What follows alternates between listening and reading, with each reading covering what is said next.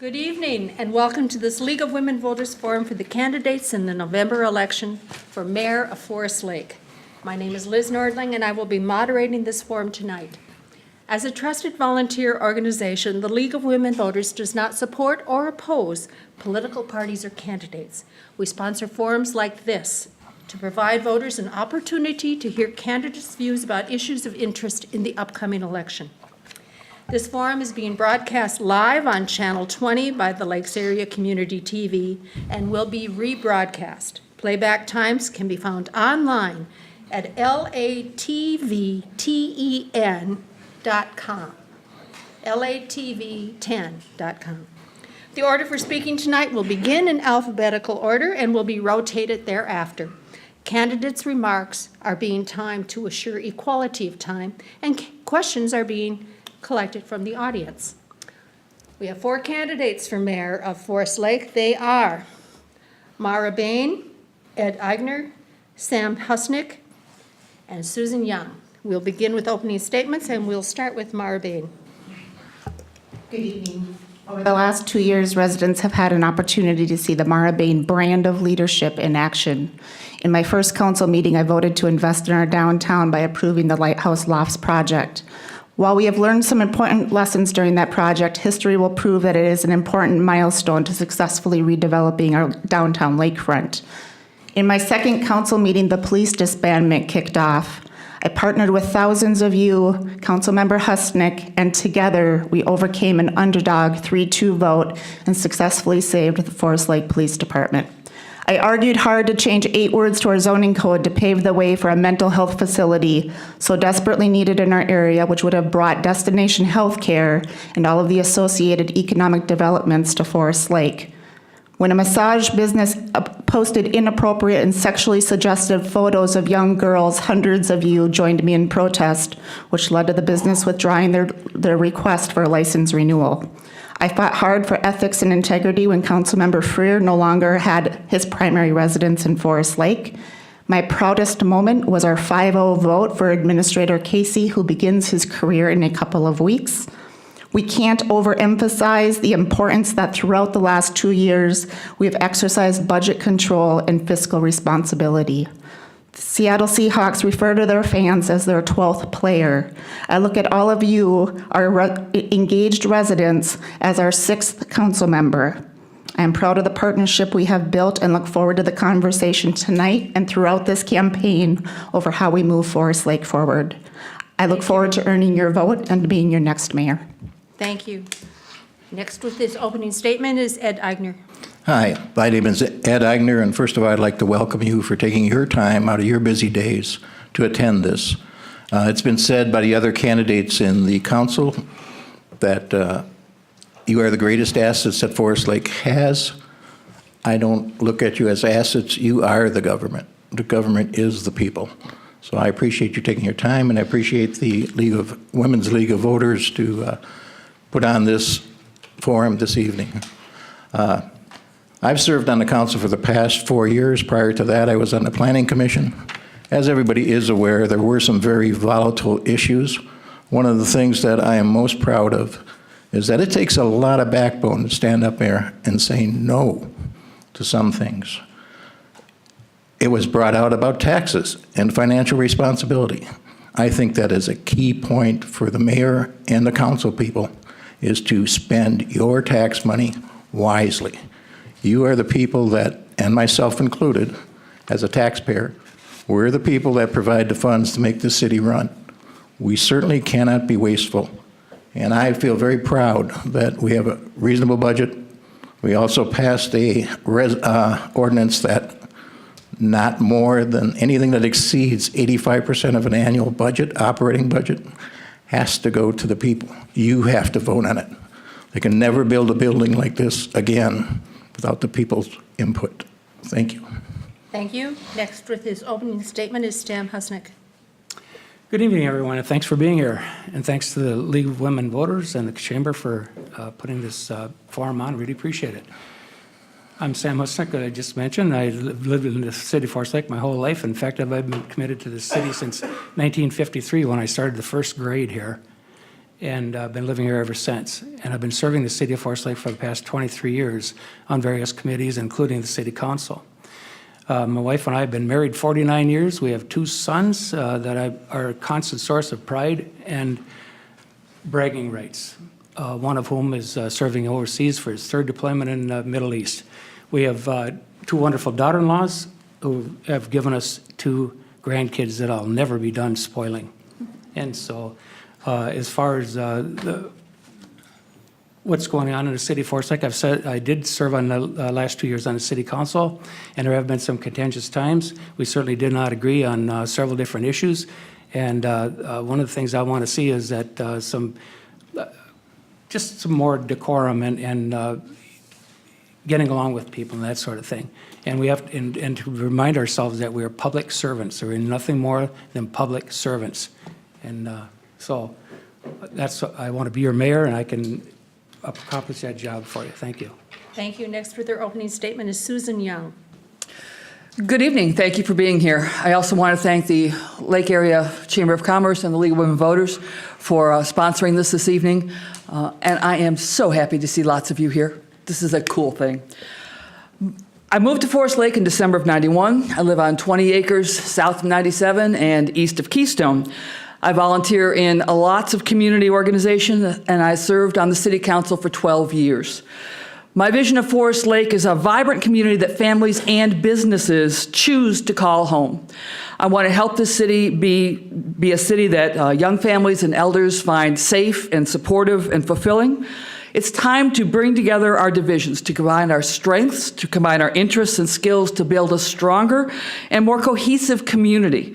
We can leverage our resources to attract new families and businesses to support and serve them. In many ways, the city is similar to your home. Your home needs to be maintained. You need to replace things as they wear out. You need to make sure that you keep it neat and tidy. You want to make sure that your city is pretty much the same way. It needs to have things replaced, it needs to be maintained, and it needs to be neat and tidy and a welcoming place if we're going to attract new families and new businesses to be here. Forest Lake is my home. Forest Lake is my forever home. I seek to serve as mayor to help this city be the very best it can be and the very best home for all its families and businesses. Thank you. We'll now go to questions, and the first question goes to Sam Husnick first. What do you see as the top 3 concerns facing Forest Lake? One of the things that I've been talking about for the past several years is we still have a division between the old township, what used to be the old township, and the city of Forest Lake since the merger. And this has been going on for the past 20 years. And I've been talking to people about it, and a couple of things that I hear is, one person told me that, well, there was a promise made that we would get water, and that, city water. Others are concerned about the roads. We have about 30 plus miles of gravel roads that need to be dealt with. And so those are all issues. Other issues that I hear is that they weren't being served as far as the first responders, not seeing as many cops and that kind of thing. And so we need certainly we need to be talking about that. We need to engage people with that particular issue and try to move forward. That's how we become a strong community. The second thing is going along with that was any infrastructure that we need to be working on. And of course, that goes, I did mention it just a second ago, are the gravel roads are the biggest thing, but we have to keep up with other infrastructure issues. And we did that in the last couple of years with we finally ended up with a bond to fix lift stations that were sorely needed repair. The third thing that I would talk about would be we need to talk about shovel-ready, larger sites. We talk about businesses, welcoming businesses into this city, and we need to be able to show them that we have the property and the shovel-ready sites to accomplish that. Thank you. The question now goes to Mara Bain. Thank you. First and primary, we need to restore our reputation and trust. The reputation we currently have within our region does not represent the vibrant, healthy community that most of us recognize and call home. It's a community that we are proud of, and we need to restore our good name. Trust is a key component of any economic engine, and without trust in our city government, without investors trusting us to be a good partner, we are being held back. Second, we need to rebuild some relationships and increase transparency. And one of the first and primary things we need to do there is we need to get away from these 3-2 votes. We need to have a commitment to a decision-making model that is inclusive, and we need to have commitment as leadership that we're going to continue to do the hard work, and we're not going to move forward until we have something beyond a 3-2 vote. We have swung and ping-ponged back and forth on a number of key issues, and it's done nothing but create divide and division. And that's going to take a lot of work. It also is going to take a lot of patience, and we need to all recognize that there's many voices at the table. And then ultimately, we need to make sure that the city is doing city stuff. There are key things that the investor community can do, and there's key things that only the city can do. Only the city can provide for transportation and key infrastructure. And we need to make sure that we have taken care of that and that we're being planful for the future, both in how we're going to develop and also how we're going to maintain that long term. So we need a financial model that is going to build that and is going to, again, recognize how the city is doing city things. Thank you. The question now goes to Susan Young. 3 things that I see as most important are to enhance the livability of the city, to maintain and develop our infrastructure, and to engage the community in community and volunteer efforts. When I talk about enhancing livability, Connie mentioned that one of the gentlemen that came to our candidates in the park event was very upset that when he mentioned to the city and told the city that ordinances were not being followed in his neighborhood, grass wasn't being cut, junk was all over front yards. That's a livability issue, and he was concerned that those issues were not being addressed. What's right for my 20 acres out on a dirt road is not the same standard that you would expect in a townhouse development, but livability, wanting to be here, having a place that you feel comfortable in, that's a key issue. Maintaining and developing our infrastructure. If we're going to grow, we're going to need to extend our infrastructure, but we need to do it cost effectively. That means extending the infrastructure to meet growth and planning ahead. Engaging the community in city and volunteer efforts. No, I'm not the Energizer Bunny, but I am engaged in a lot of community volunteer activities that really bring people together. And I think, quite frankly, I'm too old to be coaching community ed soccer anymore, but I would like to engage parents to do that. I would like to have elders mentor high school kids. I would like to have more people participate and be honored to participate on our city commissions. Thank you. The question now goes to Ed Eigner. Yes, as has been already said by 2 or 3 of the candidates, infrastructure is my number one thing. In the past, we've had developers come here, and they would like to have what Sam had mentioned, a shovel-ready site. That means they need sewer, they need water, and they need roads. The question always comes, who's going to pay for that? So I think it's time for us to probably look at maybe bonding and putting in some of these things ahead of time. I grew up in New Brighton. There was next to the Long Lake Park over there, it was just green space, very much like the land around our airport. And it sat that way for the 20 years that I was there. You drive down that road today, there's all kinds of businesses. There's senior housing, there's condos. It's just an amazing change. And it all happened because that city council had the foresight to start putting that infrastructure in. They had the roads, they had the sewer, they had the water. And lo and behold, all those businesses came. And once the first 2 come, the others will follow. And of course, the small things that spin off of that will continue to grow. And that's the revenue base we need. Residential housing is nice, but if anybody that's been on the council and looked at the budget, it's a loss. The tax revenue off those residential properties is not enough to keep us going. We need commercial development. Thank you.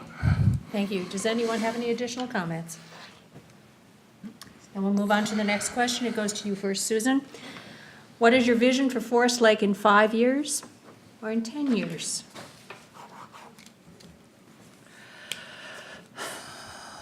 In 5 years.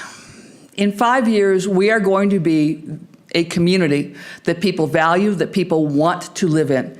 We're going to do that by engaging more and more people in the community. In my previous runs for city council, I considered our biggest threat is that we've become merely a bedroom community. People work someplace, they come home, they go in their house, they reemerge the next day when they go to work, they come home, and they stay in their homes. Maybe on the weekend they get out and mow their lawn, but that's not engaging in your community, and you don't feel welcome and you don't feel excited about living in that kind of a community, and you don't attract other people to you. I am looking to be the role model and to use the bully pulpit of the mayor's position to engage more people in the community. That means seeking out opinions, seeking out their volunteer efforts, asking for their service, and then respecting and honoring that service. In 10 years, we are going to have a much more robust community. We're going to extend further down 61. We are going to have a new mix of businesses and communities. We're going to have more services. We are going to be infilling the city and growing as we are less of an exurb and more of a suburb. I think that the investments that the state and the county have made in the major roads will be echoed by the city. Thank you. The question now goes to Ed Eigner. Could you repeat the question, please? What is your vision for Forest Lake in 5 years and in 10 years? Okay. Well, I'll give you the 5 years because that obviously comes first. I think right now we are on the cusp of just an explosion of development. We're that close because the inner city is being developed. They're going to have to come to us because we've got the land, we've got all the facilities that could be developed. I also think we have amenities right now that no other community can offer. We have a lake that is just gorgeous. Other than, I don't know if you go to Minnetonka, someplace like that, maybe they can brag better. But I think Forest Lake can be very proud of its assets. The lakes, we have, Clear Lake, Forest Lake, Shields Lake. Other communities can't offer that kind of environment to live and recreate. So that we have a lot of things going. 10 years from now, after these, and I presume that we will entice some large businesses. When those come and create a revenue base that we can expand our parks, we can expand our trails, we can expand all the amenities that young families are expecting in communities. Right now, at the present time, we don't have the funds to do that. We need a revenue base that's going to increase, and that means development has to come from the commercial sector. And I think we're very close to bringing in a big box store, and it will snowball from there. Because, like I said, the one asset we do have is land. Thank you. The question now goes to Mara Bain. My vision for Forest Lake is that we will be recognized as a premier community to raise a family and grow a business. That means investments in schools. That means investments in amenities. It means that we recognize and treasure our lakes. We have a unique proximity to both nature as well as the Twin Cities. We need to do that through balanced residential and commercial growth. As was previously mentioned, we do have a residential tax. Residents are expensive. We need to make sure that we have balanced residential and commercial growth. I want businesses to view the city of Forest Lake as a key strategic investor and partner. We need to make sure that we have the city is in their lane and investors are in their lane, and then businesses see the city as being a key partner. And also, I think ultimately we will see all of that in improved residential and commercial land values, which means that Forest Lake has been successful in attracting those investment dollars, attracting those families, being the premier community that people choose to live and grow a business in the Northeast Metro. Thank you. The question goes to Sam Husnick. Thank you. In the next 5 years, I see an explosion of development here in the city of Forest Lake. We're just primed and we're in that position right at the moment. And I think our population could easily increase to 5,000 people in the next 5 years if it's done correctly. What we need to hear is we need to be doing something about jobs, which means we need to bring businesses in here that produce jobs. And that's very important. And they have to be well-paying jobs. And that goes along with the idea that we need a strong, vibrant public school. And that just goes along with it. And the other thing we need is to develop some sort of a technical school. I'd love to see a tech school right here in Forest Lake that deals with some of these jobs that kids aren't necessarily going to be going to college. They don't want to go to college necessarily. And so we could, so that we could see the development over the next 10 years, that we could be more elderly friendly, and we could become a destination city. And that's really is my dream. Thank you. Thank you. Any additional comments? I'll make one more comment to piggyback on top of the comments that have been made. We have this large economic engine in the Twin Cities that is just adjacent to us, and we keep talking about there's so much opportunity knocking. I think that now is the time where we need to identify what's the mix of those businesses that are coming in, and what's the highest and best use for Forest Lake. What is it that we want to attract? How is it that we are going to define ourselves? And what's our strategy of managing the opportunities that are going to be coming in? There were some questions in the previous forum about how do we attract those? And I think it's not necessarily about what do we need to do to attract. Those opportunities are going to come in. It's what's the filter and what's the decision-making mechanism we're going to be using. Thank you. Anyone else? We'll move on. I think the question was what is the vision, and how, so how we get there is going to be very important, but Yes. it's, but the vision is there. Thank you. Anyone else? We'll move on to the next question. It goes first to Ed Heitner. How would you prioritize the budget over infrastructure, public safety, roads, and parks by percentage of revenue? Well, seeing as I already made the statement that my number one priority would be infrastructure, I guess the percentage of revenue would be highest there. I can't speak to, is it 30%, is it 40%? We have certain commitments in our budget right now, 55 to 60% going to public safety. So then when you just start doing public works, there isn't that much discretionary spending left in our budget. So I'll go back to what I alluded to before. I think it's the time to plan, maybe to bond for infrastructure, because I don't think you can pull it out of the general budget. It's just not there. It's certainly not in the sewer fund either. A lot of the sewer fund has been depleted for Fenway Parks. So the only place to get additional revenue, if it's not going to come from taxes, you'd have to bond for it, you'd have to borrow. And I think borrowing, there's nothing wrong with borrowing. We borrowed for lift stations. If you're borrowing for the right future, it'll take care of itself. You'll easily attract the business that will pay for that interest cost on that bond that you may have to float to get it in here. It might be a combination of bonding and some taxing. So. Thank you. Question now goes to Sam Husnick. No, the priority was infrastructure and parks, and what was the other? I'm sorry. How would you prioritize the budget over infrastructure, public safety, roads, parks by percentage of revenue? Ed did bring up the good point that of the 45% or whatever it is for first responders and that sort of thing. So the next thing certainly is infrastructure, in my opinion. We got to keep up with roads and streets and sewer and water and maintaining our water treatment plants and wells and that sort of thing. The next thing would be the parks.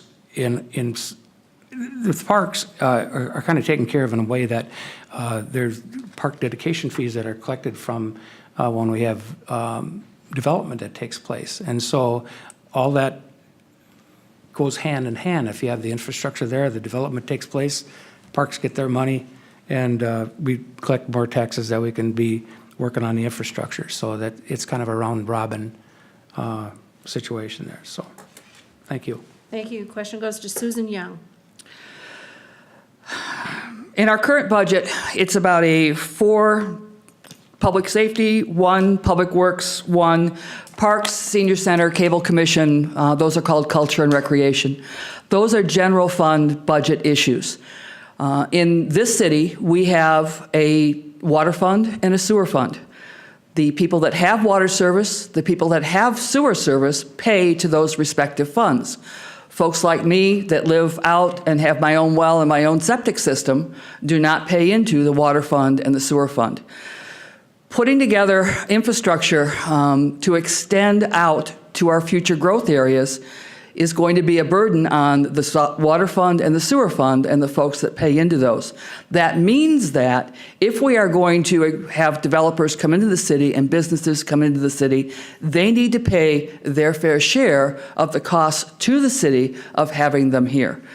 I understand that it is very attractive to try and throw money at a business to attract them to come here.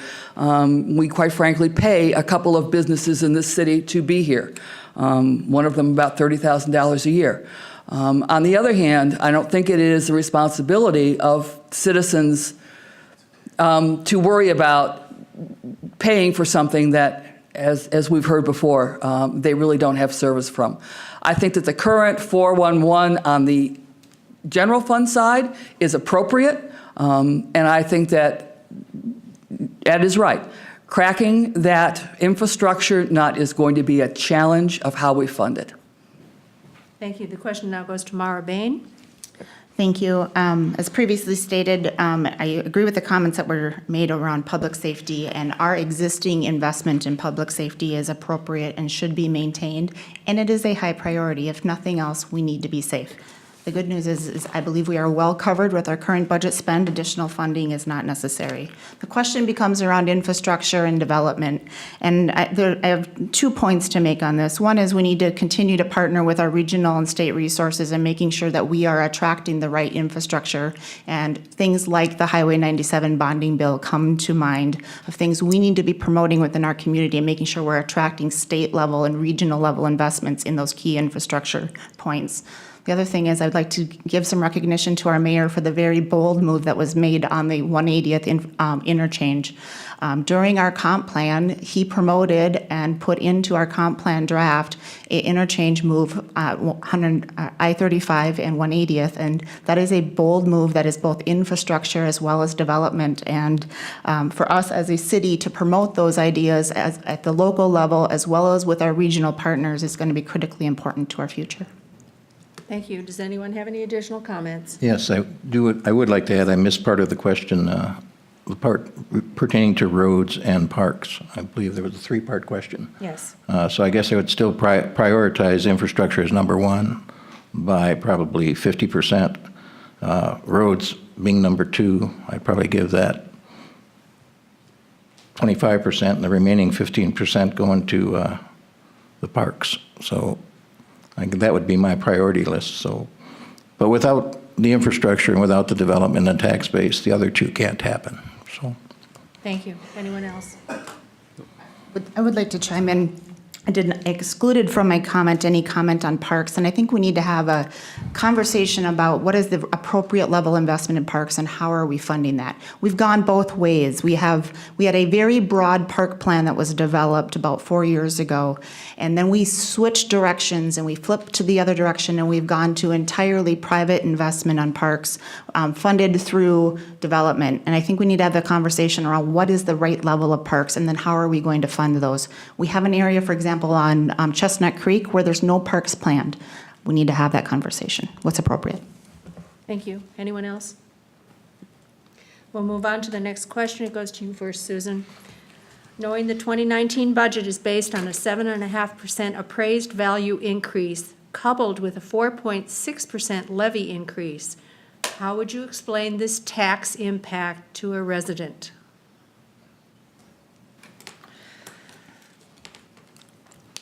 A levy increase means that the entire budget of the city is increased by a certain percentage. That is not the same as saying that the taxes on your home are going to be increased by that particular percentage. The taxes on our homes are a combination of the county tax, the school tax, the city tax, the watershed tax, the mosquito control district, and on and on. All right, so what the city's increase in a levy, the amount of money that the city needs to run next year, is not the same as you getting a 4% increase on your city taxes.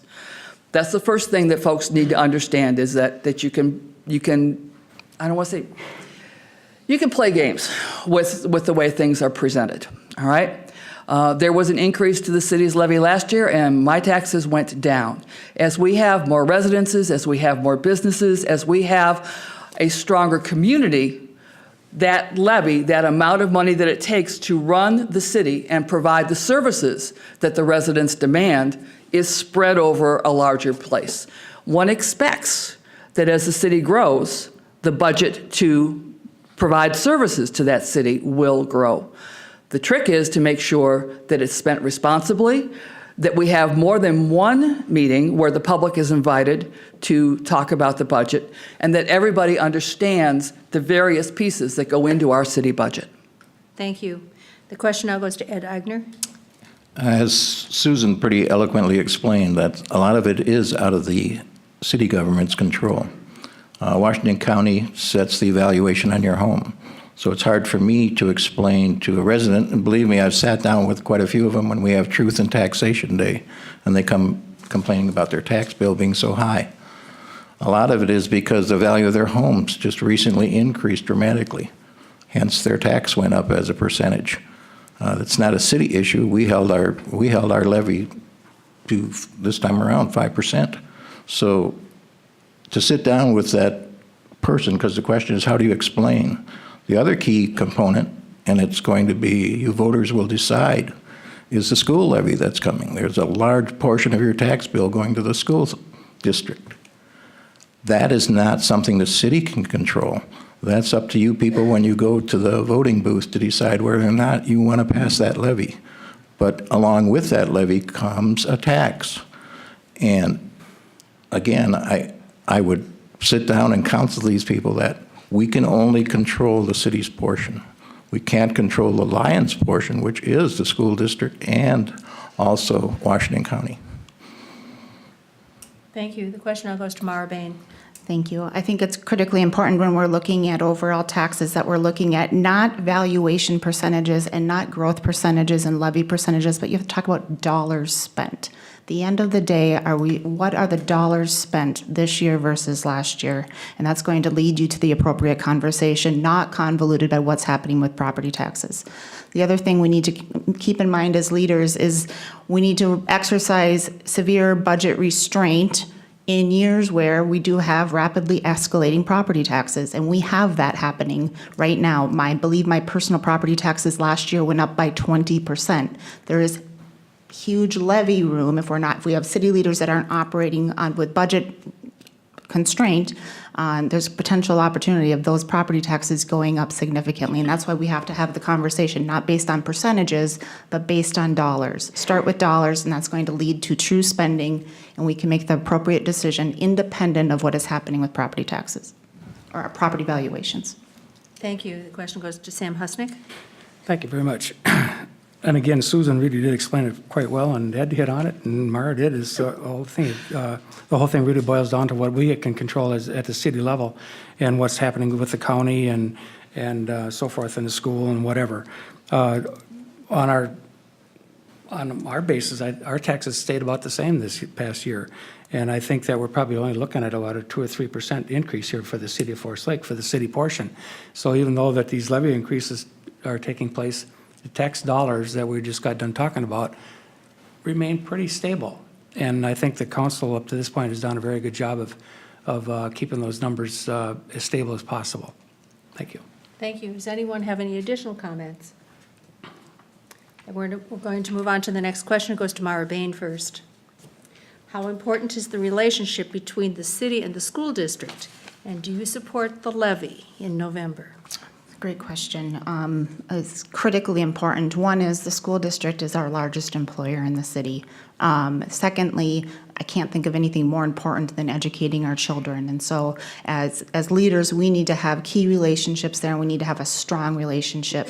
Access to tax dollars is so important, and we need alignment of strategy and alignment in how we are going to operate the city and educate our children. One of the things I also think is critically important for Forest Lake, and one of the things I love about Forest Lake, is we have a great diversity in education options. My children go to Leela. Other parents send their kids to North Lakes. We have a very strong school district, and that diversity and that competition is strong, and I believe makes us a stronger community. I do support the levy. I will take every opportunity I can to support this next levy. State funding has not kept up to date with what is needed to operate our schools, and our schools are at a deficit. We are at a critical level, and we're talking about what we want to be for a community to attract businesses and to attract families. You need to have a strong school district, and I feel like we are at a critical spot. Thank you. Question now goes to Sam Husnick. Thank you. I serve as the council liaison for the school board, so I've been involved with lots of conversation about this particular issue. And one of the things that's been happening is that this whole thing, as far as money is concerned, has been going on too long. And so now we've been kicking this can down the road to the point where there has to be something done, or our schools are really going to suffer. And the last time there was any kind of a levy increase at all was 2011, I believe. And so even though there's going to be some tax consequences that go along with that, I do believe in education. I do believe that this levy needs to pass, and I do support it. One of the things you can, I've heard on many times is that if you think education is expensive, try ignorance. And that's exactly what we're trying to take care of here. And so, and along with that, I'd like to see an expansion of the school in a respect that, again, I touched on it earlier, some kind of tech school. I'd love to see that, and get some of these kids into programs that they could actually use as a meal ticket. And so that's about all I have to say about it. Thank you. Thank you. The question now goes to Susan Yao. Families determine where they want to live by the school district, by the services that the schools provide. If they have kids that need some extra services, if they have kids that are into sports, if they have kids that want to do debate, they tend to look at the school district that they're moving into to say whether or not their kids will be prepared for life from that school district. Businesses want well-prepared employees. One of the things that truly frightens me is when I go someplace and there is a younger individual who does not know how to make change and count back change to me. I can't imagine being an employer and thinking about how to educate that kind of a basic that I would expect schools to prepare. Forest Lake has some really innovative programs. Our EMT program, some of our work-study programs. The FFA is preparing kids for lots of different careers, not only agriculture careers. I am going to support the levy. I think that this is important. I think there have been some issues that people have turned away from choosing Forest Lake to live in and to have a business in because of our disinvestment in our school district. So I am supporting the levy. Thank you. Question now goes to Ed Eigner. Well, this is a toughie. My reason it's a toughie is because I am running for mayor. Forest Lake is an independent school district. They chose to be independent. They do not want a municipality telling them how to run their schools, nor do we as a city want the schools telling us how to run our city. So it's tough for me because as a taxpayer, I realize that as my property value goes up if we have good schools. We can attract business if we have educated people. So it's a double-edged sword. I'm not in favor of the city as a council coming out and saying we're in support of the levy because that is not the business of the city. It is the business of the school district, and it is the business of all the communities that make up that district to vote on whether they want that levy. It's not the job of the city. So as an individual, Ed Eigner, as a taxpayer, I can say I support the levy. As a mayor, I can say I want to stay neutral. They run their school system and we run the city. However, the city does provide a lot to the schools, safe routes to schools, a $1 million bridge, and granted a lot of it was paid through a grant, but the city provided that, not the school district. The future is for an underground passageway to go under when the new roundabout comes in on 97. That is something that the city will partially pay for. The school district does depend on the city, but Forest Lake is not the only city making up that school district. Thank you. Does anyone have any additional Yeah, I comments? would, please. Yes, Sam. One thing I did not hit, and I'm sorry, it was part of the question, was the actual relationship between the school board and the council. And I think we have to strengthen that relationship, and I think that it's been strained lately. And it's kind of I hear a lot of kind of a them against us kind of thing, and that's the one thing I hate to see, because we're all one community, even though they're independent district, they're independent elected officials that make these decisions on, asking for a levy or, so we still need to strengthen that relationship as far as I'm concerned. We can't have this business where it's them against us. Thank you. Anyone else? The only other thing I'd like to add is that there are some working relations that in the past year have gone very, very well. The watershed is, in fact, I was just on a bus tour with the watershed. That was a joint venture between the University of Minnesota, the watersheds, and the city to fund a water reuse program. What they're doing is collecting, it's a giant rain barrel. They collect the water off the new structures over at the school, the field house, and they will reuse that water to irrigate the athletic fields. Also, that one has just been completed, and we're going to do one with the elementary school now. So the city does help the schools. Thank you. Anyone else? Mara? We'll just chime in real quick just to echo Councilmember Eigner's comments and to just say I think that's a great example of where the city's doing the city things, the school is doing school things, and together we're doing something for the community. That is exactly what the model and how the relationship should work. Anything else? Susan? Yeah. And the converse of that is that we don't get in the school district's way. I think that the school district was unfortunately missed an opportunity when their solar panels were disallowed by the city. So we do need to strengthen the relationship. We need to support each other, but not get in each other's way. Thank you. We'll move on to the next question. It goes to Ed Eigner first. Our airport is currently underutilized. What would you do to promote the airport both as a business asset and as a source of recreation for the community? Well, as a member of the Airport Commission, I kind of disagree with the question. It's not underutilized, and we're at full capacity as far as rental hangars out there right now. We cannot do anything to entice more pilots to come here. We did spend $300,000 of taxpayers' money to get a $3 million grant to put a hardtop runway in. That has been the biggest attraction to attract more aircraft to come here. There are a lot of aircraft cannot land on a grass field for insurance reasons, for the type of aircraft, and Sam, being a pilot, can explain that better than me. But we made a huge investment to increase that value of our asset at the airport. What I was hoping, and we do have one commercial building on the docket to be built out there, a hangar in a commercial business. What I was hoping for is maybe a pilot that wants to locate his business here, and for the sole reason that we have an airport. And if you look at, and I'm going to take it to the nth degree, over in Blaine, for that airport brought in Medtronics. Those two big buildings you see on R10 are because there's corporate aircraft can come in there, corporate jets land there. So it's a perfect base for them. We are not that large. We will never have jets at this runway. It's too short. But we certainly might attract some private smaller planes where they are business owners and want to locate here. Thank you. The question now goes to Susan Young. I'm not sure the airport is underutilized. I think there's a yin and a yang there.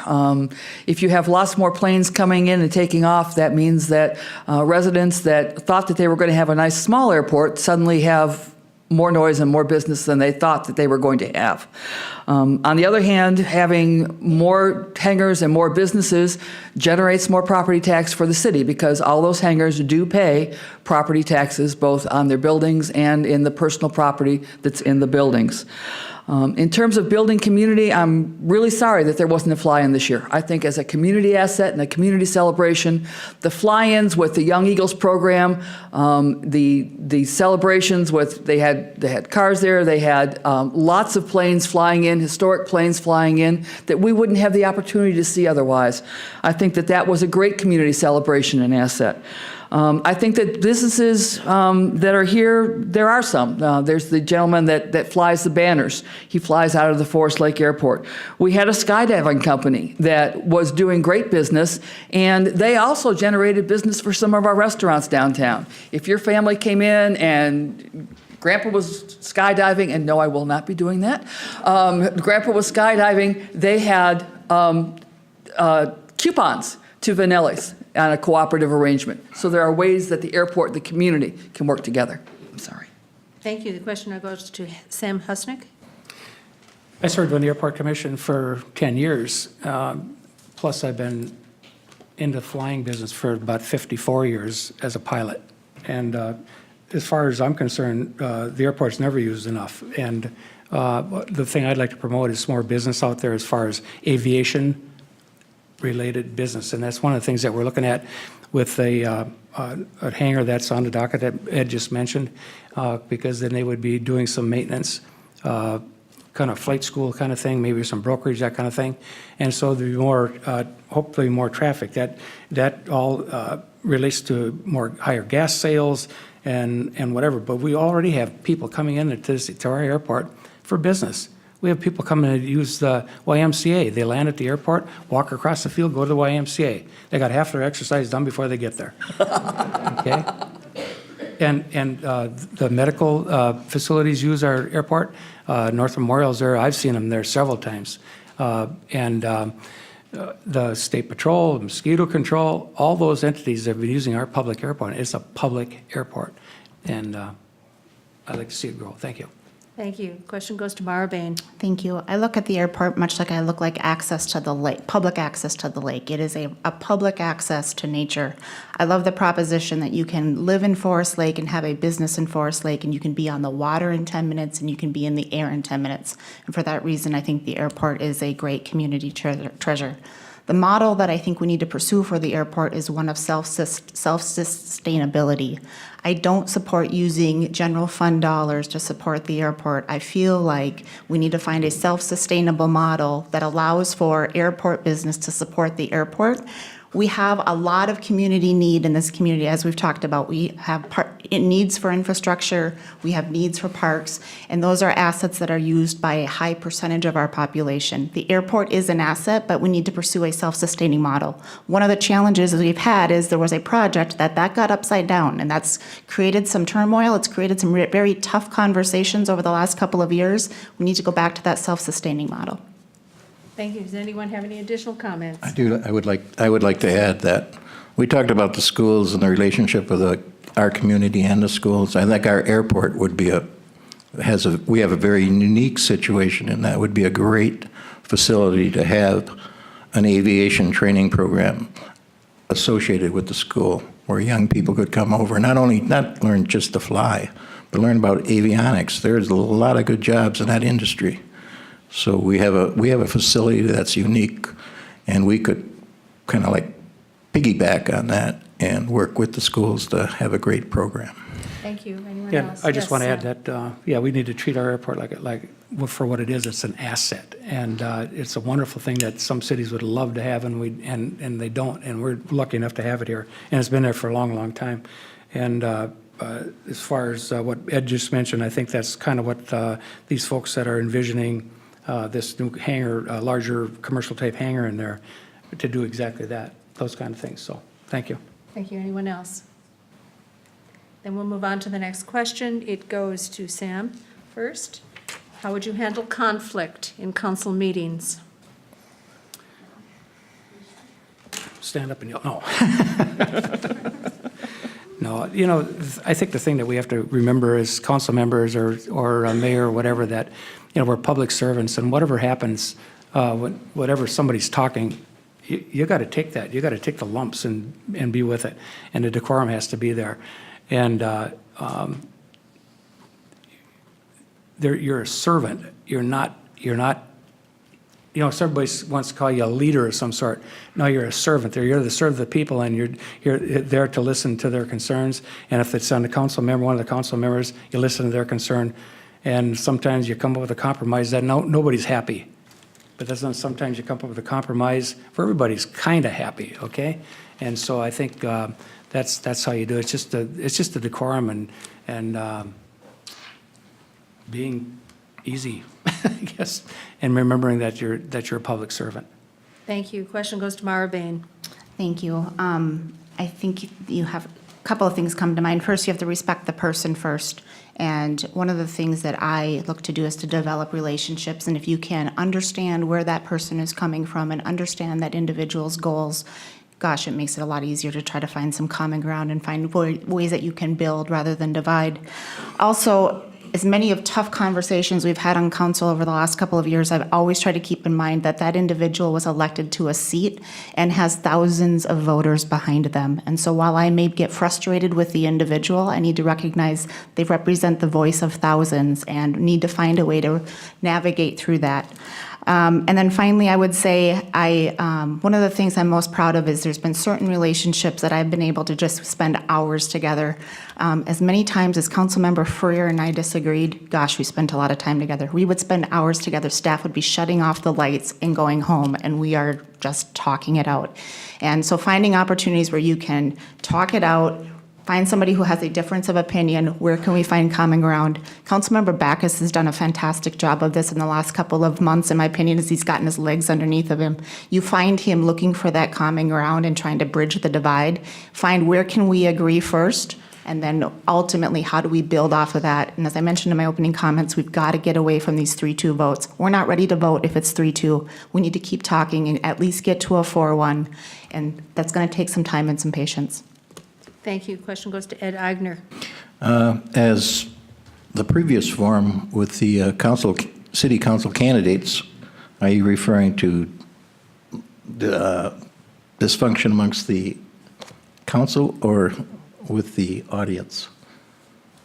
Council. Okay, so within the council, I agree with what's been said already. I mean, obviously you have to have decorum. You cannot, I guess I think I got pretty broad shoulders. I can take a lot of abuse, and it's just slings and arrows. It really doesn't, it's not going to kill me. I can listen to it. But again, to sit down, and I also sat down with Mr. Furrier a lot, and we didn't always agree. Everybody thinks we're like that, but that's certainly not the case. Everybody thinks Ben and I are like that. That's not always the case. So you got to sit down and discuss what, and then the other group said the root cause, what is really the issue? On some issues, you're not going to agree. You're just never going to agree. And you're going to have a 3-2 vote. What is very disturbing to me is when we have a 3-2 vote, our very form of government is that 3-2 vote, 3 votes win. But a lot of people didn't accept that. And that's a root cause to me of some of the dissension. If it's 3-2, you lose, but you go on to fight another day. And I guess that's how I would handle it. Thank you. Question now goes to Susan Young. Conflict in and of itself is not necessarily a bad thing. Conflicting approaches to a challenge often find the best solution. I'm not going to have the best solution. Mara's not going to have the best solution. We may have conflicting opinions about how to solve an issue. The way to solve the issue is to say, okay, what is your idea? What is your idea? Let's bring them together. Where can we find some common ground from our different approaches? Arguments, disrespectful language, holding grudges for years in this community, that's not productive. And that is not what I would consider to be good approaches to conflict. The mayor is going to be setting the tone. The mayor is going to be holding him or herself and the other council members accountable for their behavior on the council, accountable for the decisions that they make, and accountable for the way that we as a council will approach decisions. So for the mayor to know what are really Robert's Rules of Order, what is the role of the mayor and what is the role of the council members, and to manage the work of the council in a respectful, collaborative manner, that is the way to best manage conflict and to get the best decisions for the city. Thank you. I'm going to go right on to the next question, which is in the same line. It goes to Mara Bain first. What would be the appropriate format for an amicable, open forum for citizens to speak? So for one, I support our current, or will always support some open forum comment structure. And whether we continue with our existing 3 minutes or whether we change that structure, this is your home. This is not city council. This is your home as residents. We serve you. The meeting is for you. That said, we also need to make decisions, and the key business, our government cannot move on if we are not, as leaders, able to sit up here and have a meeting and make decisions. So we need to have a balance. I'm open to a conversation on do we change the current format. I will tell you my favorite point of every single meeting is that open forum comment period. That feedback is valuable. But I also understand not everyone's comfortable with that format. People would rather be naked than to talk in public. So let's make it something that works for everybody. But we've got to find ways to get that dialogue. I also like the comments that were made earlier tonight where City Council needs to get outside of these walls. Structurally, that's challenging. One of my greatest observations and my learning moments is how little you're able to legally talk to each other as a board without it being an open meeting. Virtually, there's no conversation that isn't in an open meeting. So whether you are a resident or a council member, I think we all need to be a little bit more, open ourselves up to being vulnerable, open ourselves up to really expressing what's on our minds. Let's get to the root cause of whatever that is that's conflict and make sure that we've invited the right voices at the table. Thank you. Question now goes to Ed Eigner. Yeah, the public forum, if there was only two councils before I got on that they shut down the public forum. They did not have a public forum. They didn't allow it. And previous to that council, they did have a public forum. So when I was elected to the council, one of our initiatives was to reopen the public session before each meeting. I struggle hard with that session for a couple reasons. Number one, not always the people that come up here are respectful of the agenda, and they're not speaking always to agenda items. Number two, a lot of the people that come up here, and here's where I struggle, they are loud, they're vociferous, they're not taxpayers of Forest Lake, they don't even live in Forest Lake. And that is very disheartening to a council member to sit there and listen to that. And because they obviously have a vested interest for another reason. But I struggle with, should they be allowed to speak like that when they're not even residents? Should we have that kind of confrontation from people that aren't residents of Forest Lake? The other side of the coin is Mr. Freer convinced me you need to listen to the public, whether they're residents or not. The other side of that coin. But as far as me solving it, I don't have a perfect answer. But I would like to have if I were mayor, I would start a citizens commission. Because it's very difficult to sit up at that lectern and talk to us like we're the Supreme Court and open up. Some people, myself included, don't speak very well, as I should, in front of public groups. I can speak much better one-on-one, and I would definitely have set up a system that we could do that. Thank you. Question goes to Susan Young. I was first a council member with Mayor Daninger. And at that time, Mayor Daninger had the open forums at the end of the meetings, but there was an open forum. He impressed on that council that this is a $13 million business, and that what was being conducted was a business meeting. After that, while I was on the council, the open forums came to the beginning of the session without a time limit, and sometimes those discussions or those presentations went on quite a long time. I think that having the 3-minute session at the beginning of the forum is very important. However, I think that it is also important that once that is over, that comments back and forth between the council and the audience during discussion of specific topics do not assist the work of the council. And so having sparring back and forth between the audience and the council during the work portion of the meeting is not as productive. What's more productive and a better way for the council and the mayor to get information is for us to be in the community more, for us to be very visible at Arts in the Park, to be very visible at all the community meetings, to be very visible at events like the Youth Service Bureau is having an open house. Those comments, that's where we'll get honest, very good comments. Thank you. The question goes to Sam Husnick. Thank you. I absolutely believe in the open forum process that we've been using. The 3-minute thing, you know, it comes, sometimes it runs over. I know Ben's let it, you know, you kind of use each one as a individual situation. But the only issue about the open forum is not being able to answer to some of the things that people ask, and simply because it's not on the agenda. Sometimes things come up that are brought up that are so-called facts and figures that aren't. And so I would just like to see more of an opportunity where you can at least get the facts and figures straight, and rather than just letting someone not know all the facts and figures. That's very, very important as far as I'm concerned, because you can it may influence somebody else that really doesn't know. And so the one thing that Connie Grabovi brought up in the forum for the candidates is just having a talk around a table someplace. I know it'd be pretty tough with an open forum, but that's the kind of meeting that I like to have, as a face-to-face thing where you can talk back and forth, and how do you do that without violating an open meeting law and all these other things. So, but I do believe in the open forum, and this is your council, this is your building, this is your city, and you should have a say in it. Thank you.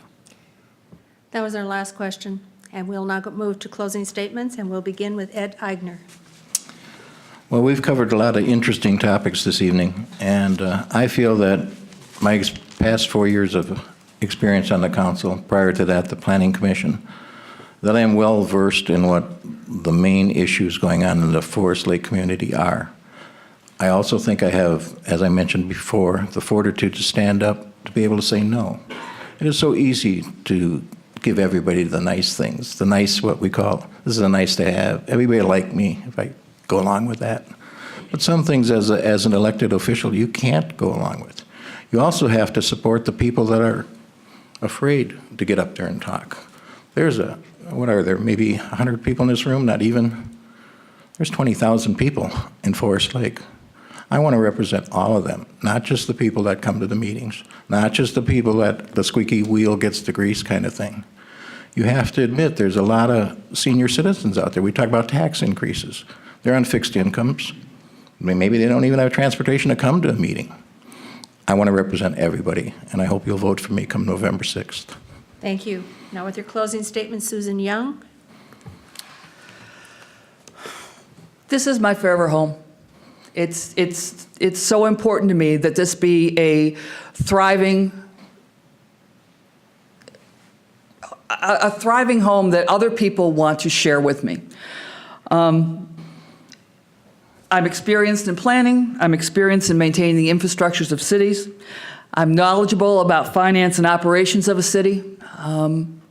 I work very hard to be active in the community and to be in as many places as I can, even though I'm not currently elected, so that I know what's going on in the community.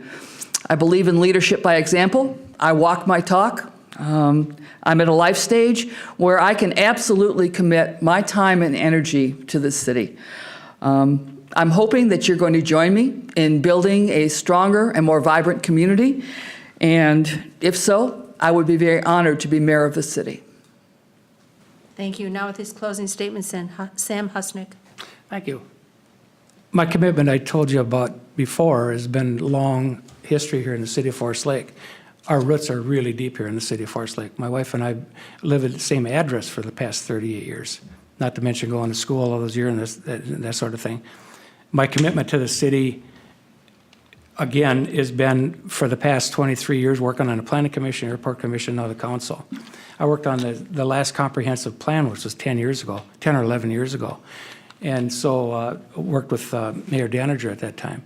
And so by the end of the year, I'm going to be fully retired, and I can devote full time to the city of Forest Lake as mayor. And I really appreciate your vote come November 6th. Thank you. Thank you. Now with your closing statement, Mara Bain. I'd like to thank all of you for joining us tonight, whether you're here in person or online, or you're catching snippets through the newspaper. Thank you. Thank you for doing your homework. Thank you to our host, the League of Women Voters.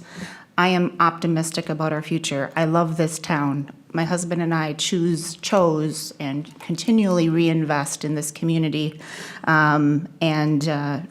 I love this town. I also find it ironic that 2 University of New Mexico Lobos would be asking for your vote to be mayor. Susan is also a Lobo, so we have taken roundabout ways on getting here. You have fantastic options in November. I am excited about the options on the ballot.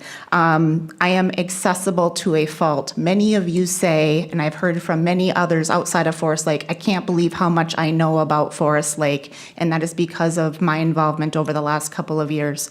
That shows my leadership style. I hope I have given you some insight tonight on my vision for the future of Forest Lake, and I would appreciate your vote in November. The League thanks the candidates for their participation, the Lakes Area Community TV for broadcasting this event, the City of Forest Lake for the use of their facilities, the Forest Lake Chamber of Commerce for helping sponsor this event, and our League volunteers, and you, the audience, for your attendance and interest. Let your voice be heard. Vote on November 6th. Thank you and good night.